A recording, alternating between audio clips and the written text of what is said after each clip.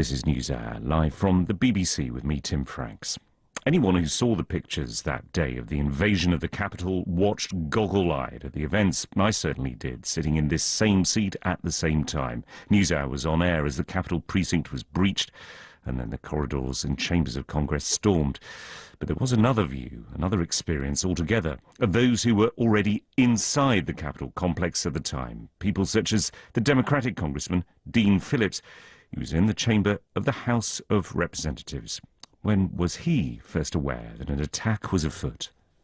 Well, it was a very 21st century circumstance, Tim. I started receiving text messages from my family asking if we were safe, if we were aware of what was transpiring outside the Capitol. Of course, we were not. I was there in the House chamber that day in the U.S. Capitol to bear witness to a remarkable peaceful transition of power that has endured for well over 2 centuries. The last thing we thought could ever happen is a circumstance in which American citizens would breach their Capitol and prevent the certification of a free and fair election. I left the chamber to look out the windows. I saw the masses of people marching towards the building. The Capitol Police by that time were concerned enough to demand that we return to the chamber itself, which we did. And then moments later, the Sergeant-at-Arms in the U.S. Capitol got on the microphone, implored that we take cover behind our chairs, that we put on our smoke hoods, which, just like on airplanes, are placed below every seat in the U.S. House chamber. And then we did. We took cover. We barricaded the doors. And there were about 15 to 20 minutes, Tim, where many of us thought the best case scenario would be to be taken hostage. We, of course, knew it could even be worse. Those are memories that don't fade quickly, and nor should they. Am I right in saying that you also, when you felt that the peril was closer, that some sort of survival instinct kicked in and you actually shouted to your fellow Democratic lawmakers that you should take cover on the Republican side of the chamber because you thought that might afford a bit of protection? You know, Tim, I'm not much of a screamer. In fact, I have a very high threshold for breaking decorum. But I did scream 2 things. Immediately, when we were told to take cover, I screamed at Representative Paul Gosar, a Republican from Arizona, who I believe is one of those responsible for inspiring the insurrection. I screamed at him from the mezzanine level, the gallery level of the House. "This is because of you," I screamed.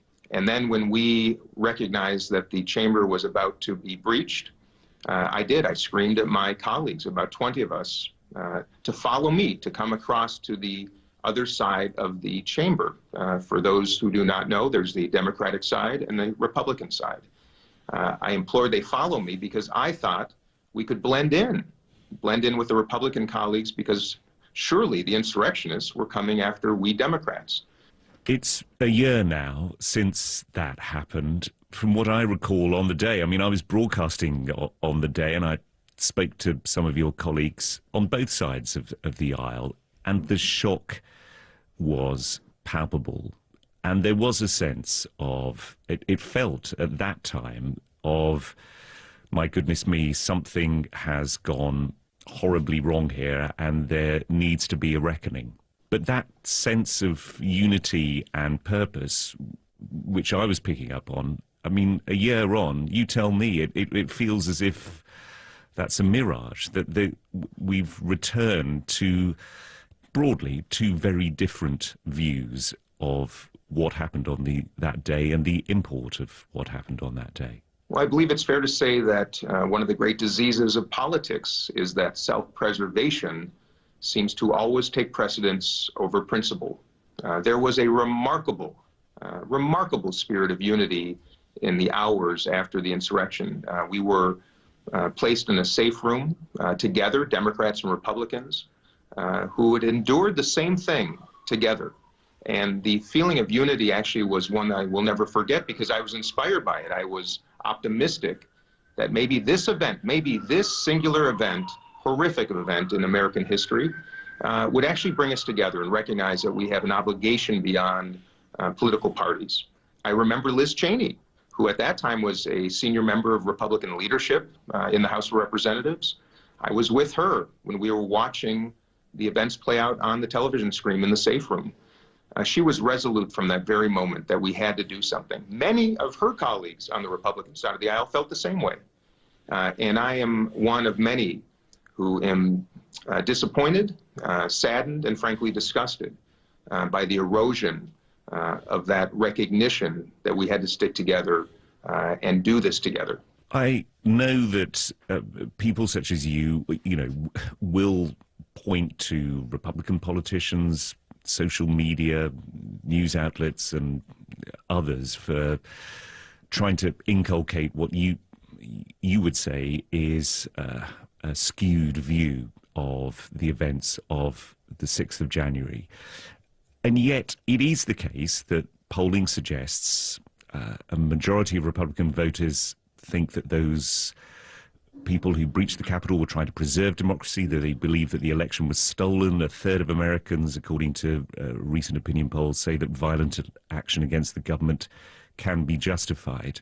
Some of the blame, surely, has to lie with people such as you, that you are failing to get your message across. This was an act that did damage or did threaten to damage democracy.